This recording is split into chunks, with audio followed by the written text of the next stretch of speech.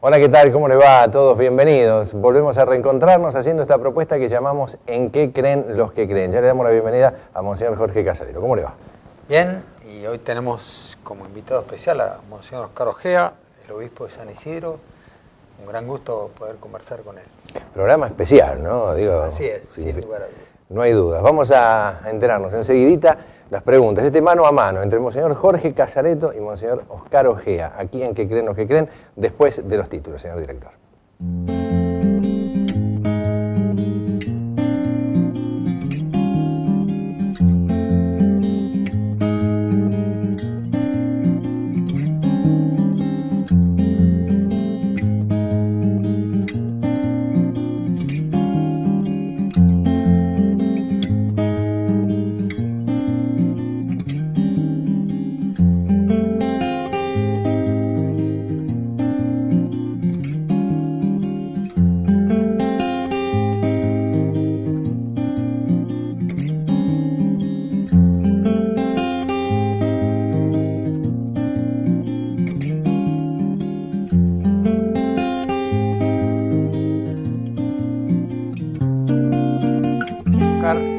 Qué gusto que podamos conversar. Este es un programa fundamentalmente sobre cuestiones espirituales. Así que para dos obispos poder hablar de las cuestiones del espíritu me parece que es una gracia de Dios, ¿no? Así es. Vamos a empezar por la vocación, ¿no? Vos, ¿cómo nació tu vocación? ¿Cómo fue eso? Porque la gente, viste, mucho no sabe qué es nuestra vocación, ¿no? Sí, es verdad. Y uno siempre piensa, yo fui un caso raro, ¿no? Yo voy a empezar diciendo que fui un caso raro. Yo tuve vocación de chico. Yo de chico me sentí muy atraído. Bueno, estaba en la Acción Católica. Estaba en la Acción Católica en la parroquia del Pilar. En aquel tiempo el barrio de La Recoleta tenía una parte que se parece bastante a lo que es hoy la Avenida Alvear, como una especie de pequeño París. Pero otra parte, que era la otra cara de La Recoleta, que una parte muy pobre, que estaba detrás del cementerio. Y desde muy chicos en la Acción Católica recorríamos esa parte del barrio, juntamos a los chicos, íbamos a jugar al fútbol, organizamos festivales, hacíamos campamentos. Y a través de esa cosita de trabajar con ellos, de acompañarlos a ellos, de ver un poco más allá de mi vida, ¿no? Un poco aquel más pobre que estaba allá me empezó como a picar un bichito, ¿no? Ese fue como un aspecto de la vocación, ¿no? Un poco el lado social en la Acción Católica. Por eso le agradezco mucho a la Acción Católica lo que soy. Y después también una experiencia que tuve, que te la cuento brevemente. Nosotros no leíamos mucho la Biblia en ese tiempo. Claro.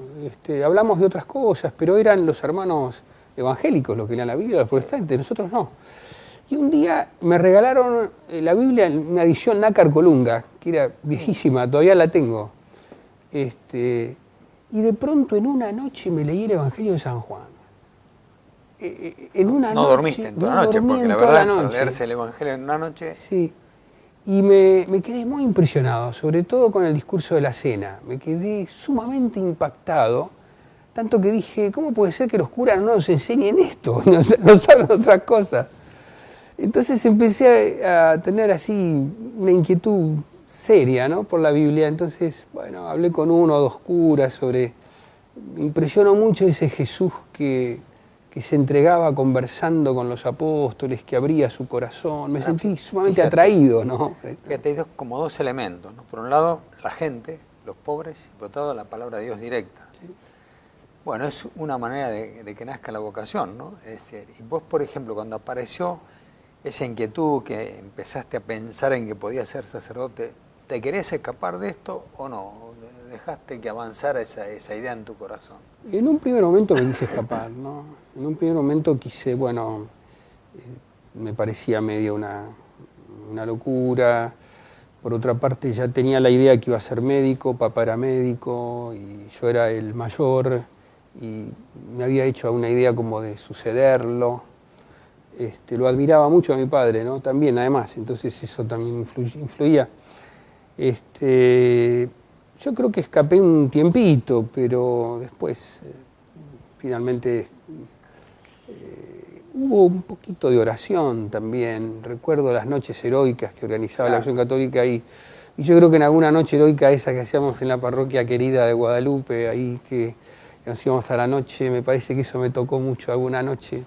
Y decime una cosa, porque generalmente en las vocaciones aparecen también algunos maestros, alguna persona que uno veía como reflejado, si yo fuera sacerdote quisiera ser como este, ¿no es cierto? ¿Aparecieron así maestros en tu vida, personas así, modélicas, por decir así? Sí, claramente, claramente. Yo diría que hubo 3, digamos, y muy importantes en mi vida, ¿no? Uno fue Quarleri, que estaba en San Nicolás de Bari, con quien después fuimos grandes amigos. Otro fue Pironio, que ya lo conocí más entrando al seminario. Lo conocía de chiquito desde Mercedes, pero tenía un recuerdo vago de él, porque mi familia es de Mercedes, la familia de mi padre, y después el padre Tello, claro, que me marcó mucho el seminario. Yo diría que fueron 3 figuras, claro, que a mí me impresionaron mucho. Quizás los jóvenes, por supuesto, los jóvenes no tienen por qué conocer esos personajes, pero bueno, los que tenemos edad fueron personas que marcaron mucho. Y antes había así sacerdotes que marcaban mucho, lo sigue habiendo hoy, ¿no? Y siempre, las vocaciones, cuando uno pregunta, siempre hay un ejemplo, ¿no?, que encarnó la figura de Jesucristo como sacerdote, ¿no? Bien, y después, por ejemplo, porque la gente dice, bueno, ¿cómo se llega a obispo? Porque uno no tiene vocación de obispo, uno tiene vocación de sacerdote, ¿no? Ciertamente. Y vos fuiste párroco primero, y fuiste sí, párroco en unas cuantas parroquias. Sí. Poné, no sé, algún hecho que como párroco te haya hecho sentir verdaderamente que estabas representando a Jesús, que estabas como encarnándolo a Jesús. Algún hecho que recuerdes, ¿no? Yo tendría que hablar del ministerio de la reconciliación, de hablar del confesionario, porque sobre todo en mi última parroquia, en el Socorro, pero también en Santa Rosa, tuve la gracia de confesar mucho, ¿no?, de atender mucho personalmente, la gracia de escuchar, ¿no? Y el confesionario es un lugar privilegiado, ¿no? Es un lugar privilegiado de gracia. Y yo creo que por ese lado, tantas historias, y ver la mano de Dios y el acompañamiento concreto de mucha gente, y ver el crecimiento también de mucha gente, todo eso da una alegría muy, muy difícil de igualar, diría yo, ¿no? El lugar del perdón, del sacramento del perdón, yo creo que en mí fue muy importante. Está bien, me detengo un poquito en esto porque, viste, muchas veces la gente tiene ese argumento: ¿por qué le tengo que ir a contar a un hombre, ¿no es cierto?, las cosas buenas o malas que yo hago? Y acá hay una intuición tan fuerte de Jesucristo, ¿no?, de que todos necesitamos un respaldo, todos necesitamos que alguien nos diga, vas por buen camino. Un chico necesita que el padre, y cuando un padre no se lo dice, el chico se siente desorientado, ¿no? Y no es que todos seamos chicos, pero está en la naturaleza humana, en un trabajo. Cualquier persona necesita que el jefe le diga, está haciendo bien, va bien. Y Jesús dijo, bueno, como en la vida vamos a acumular algunas cuestiones que no son del todo buenas, yo quiero expresar el perdón y lo voy a hacer a través de mis representantes, ¿no? Y es tan humano esto, ¿no? Es muy humano, sí. Pues bueno, nosotros tenemos la experiencia del otro lado, ¿no?, de cuánta gente que sale con un gozo interior, con una especie de felicidad de sentirse perdonado, ¿no es cierto? Ciertamente. Muy bien. Y en algún momento llegó el episcopado. ¿Cómo fue? En realidad llegó bastante de sorpresa. Yo había sido párroco 25 años, estaba contentísimo en el Socorro. Por ahí una parte mía importante querría quedarse ahí. Y espérate que te detengo, porque hablaste de la Recoleta y del Socorro, pero fuiste párroco en muchos otros lados también, recorriste bastante zonas que no fueran solamente... Es verdad. Fui párroco en Santa Rosa de Lima, en el barrio Balvanera Sur, y fui párroco en Santa Magdalena Sofía Barat, en Villa Purredón, o sea, cerca de Villa Devoto. Un paseo por Buenos Aires interesante, ¿no? Sí, como vicario también tuve en varias parroquias muy lindas, ¿no?, que recuerdo mucho también. Pero bueno, llegó el episcopado, de pronto fue una cosa muy cómica porque nosotros pedíamos las bendiciones papales de los casamientos en la Nunciatura que quedaba cerca del Socorro. Claro. Entonces yo pensé que iba a ir a buscar una bendición papal, porque me habían llamado de la Nunciatura. Y a veces iba con la secretaria y le decía, me da las bendiciones para los matrimonios que habían pedido la bendición papal. Y de pronto la secretaria me dijo, no, es que el nuncio lo espera, me dijo. ¿El nuncio lo espera? Yo venía por las bendiciones papales. Y el nuncio es el representante del Papa acá en la Argentina, porque Sí. la palabra nuncio, ¿viste? Claro, es verdad. Pero es el representante del Papa, claro. Es verdad. Bueno, entonces me dijo, en fin, el Santo Padre desea que usted pueda ayudarlo en el ministerio. Y de pronto yo traté de defenderme, dije unas palabras así, tipo, no, bueno, pero yo estoy en la parroquia y estoy en un momento que me parece que ya estoy sirviendo como mejor puedo y ya tengo 60 años y me dijo justamente porque tiene 60 años es una buena edad, sobre todo para los... bueno, entonces ahí me dio una carta para escribirle al Papa, para contestarle, usted le contesta ahora al Santo Padre el requerimiento que le hace y no sé muy bien, no me acuerdo qué le contesté, pero bueno, salí de la Nunciatura, que es la embajada del Santo Padre acá en Argentina, salí distinto. Saliste distinto seguramente, como salimos todos, por una mezcla, ¿no?, de sentimientos. Por un lado, Sí. Este hecho de uno es sucesor de los apóstoles, ¿no es cierto? Es una gracia tan grande. Por otro lado, el peso de una responsabilidad también muy grande.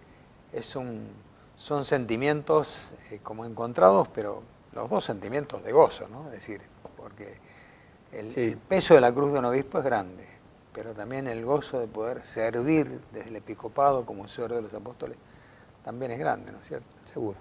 Muy bien, ya estamos llegando a San Isidro, ¿no? A ver si redondeamos este bloque, una palabrita sobre San Isidro. Llegaste a San Isidro.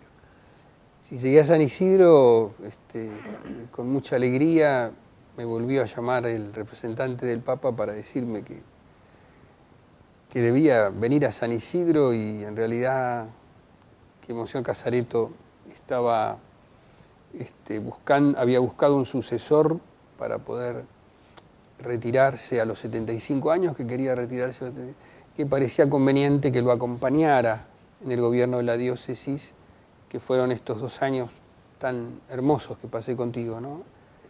Y aprendiendo, y llegó San Isidro y llegó para mí algo nuevo. En realidad yo había estado en Buenos Aires toda mi vida, así que no era que me fuera algo tan lejano, tan ajeno, pero sí era una realidad diocesana de sacerdotes y de laicos que debía ir conociendo, a la que debía irme acercando.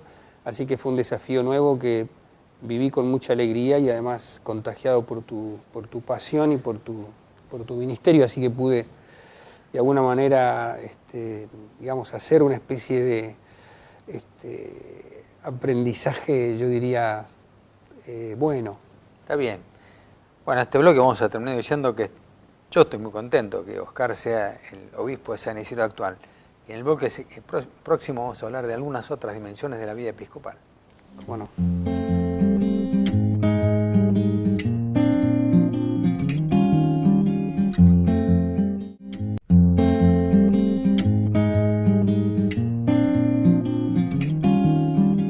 Bueno, en este bloque vamos a hablar un poco de lo que es la vida de un obispo, porque, por ejemplo, la gente que no sabe, me imagino que no sabe que nosotros tenemos que rezar.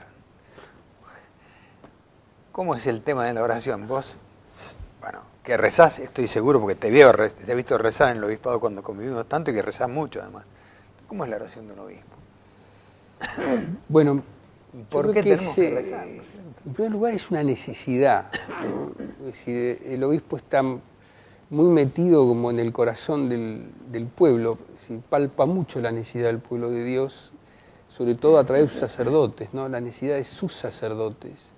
Entonces allí se crea un vínculo de comunión muy profunda. Entonces eso tiene como espacios de soledad. Hay cosas que no se pueden compartir sino solo con el Señor. Por ejemplo, cuando uno tiene que tomar una decisión, donde, bueno, vos esto conocés bien, donde se juega parte de la vida de una persona o una comunidad, es decir, y una decisión importante. Y eso hay que ir al Señor y escuchar y tratar de ver claro, a veces demorar un tiempo, ver los tiempos. Yo diría que es como la necesidad, es como respirar, así de sencillo, ¿no? Como respirar. Es decir, uno para poder ser obispo necesariamente tiene que hacerlo con el Señor. Es como un lugar donde es imposible estar sin Él, diría yo, ¿no? Es imposible, no sé.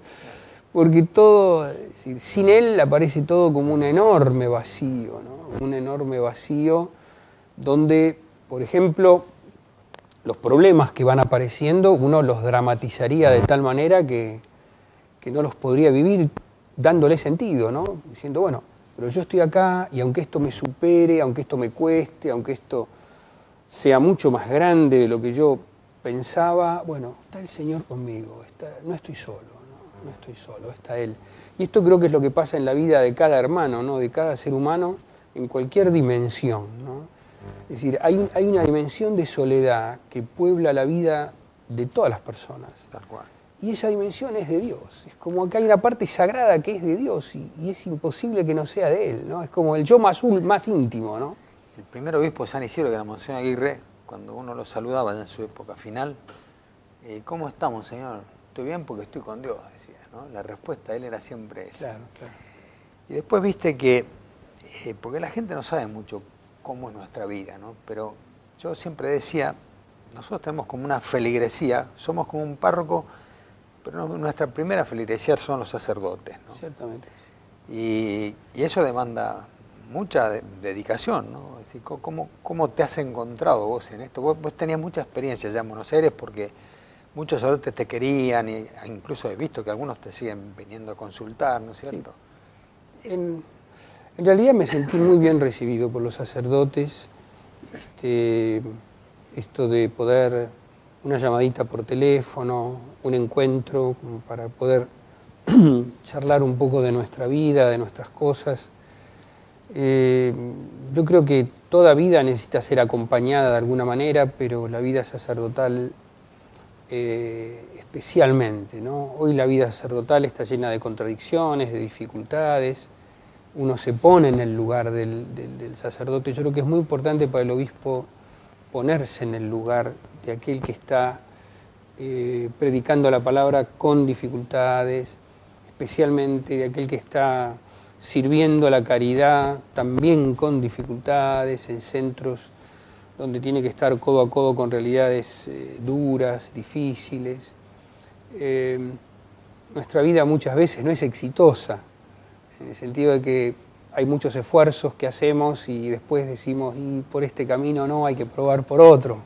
Entonces eso necesita de un ánimo constante, ¿no? Y es muy importante que el obispo esté al lado, el obispo esté acompañando, el obispo de alguna manera representa a la iglesia y entonces la iglesia tiene que estar. No se puede sentir huérfano un cura. ¿Sabes que había un obispo ya grande, de interior, con mucha sabiduría, y decía, por cada obispo debería haber 3 obispos? Decía, uno para contestar todas las cartas que recibimos, ahora los mails, otro para ir a todos los actos que nos invitan, y uno tercero para trabajar de obispo, decía, ¿no? Está bueno. Porque realmente, está bueno. Después, las visitas a las comunidades, las visitas pastorales, por ejemplo, ¿no? Y después otra cosa, que también uno no solamente es obispo de una grey congrega católica, sino además que hay relaciones con autoridades, con miembros de otras iglesias, la dimensión ecuménica. Todo eso demanda mucho tiempo, ¿no? Es decir, realmente.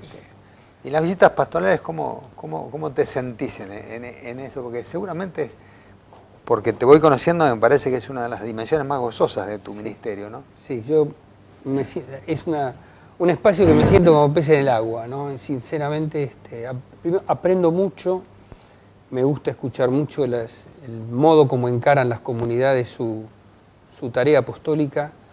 Me maravilla también cómo el laico va cobrando cada vez más conciencia de su bautismo y del ser miembro de un pueblo de Dios, miembro activo de un pueblo, ¿no?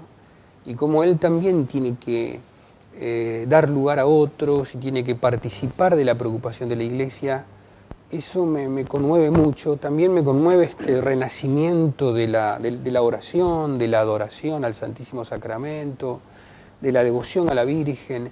O sea, este tipo de cosas me parecen signos quizá dispersos, quizá no tenemos, porque los signos son así, no podemos ver de pronto todo en forma completa, pero son pequeñas puntas que van apareciendo en el pueblo de Dios y que para mí son puntas de mucha esperanza, ¿no?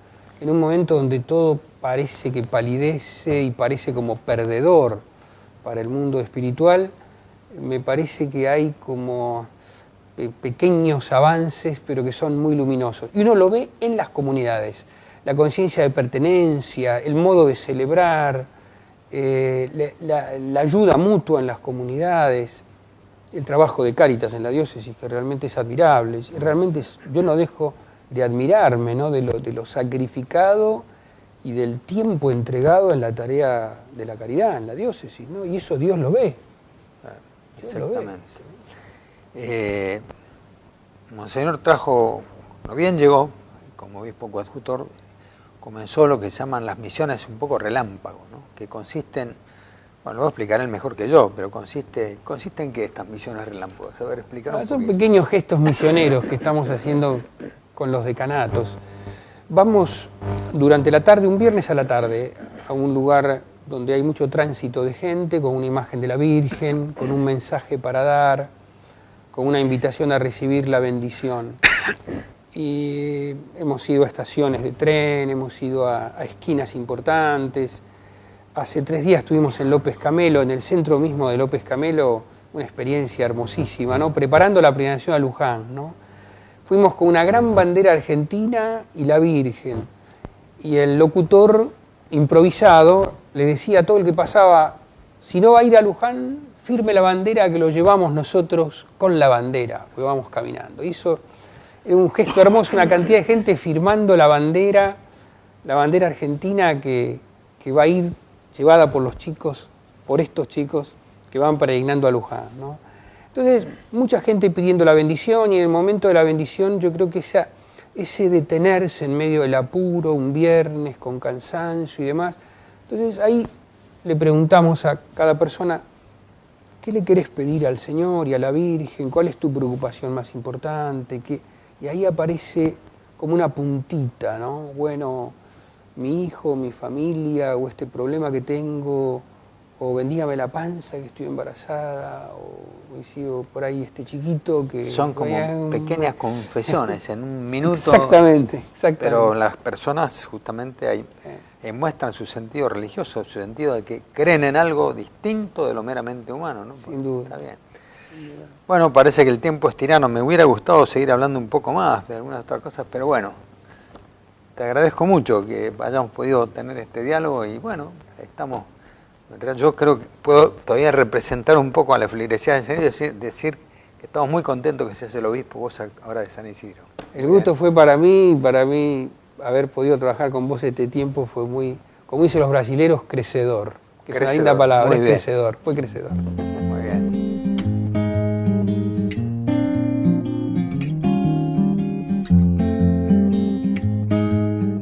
Dicen que el rostro es el reflejo del alma. Un alma llena de vida. Que lo cumpla feliz, que lo cumpla feliz, que lo cumpla Martín, que lo cumpla feliz. Hagamos felices a nuestros abuelos. Hogar Marín, Hermanitas de los Pobres, San Isidro, Argentina.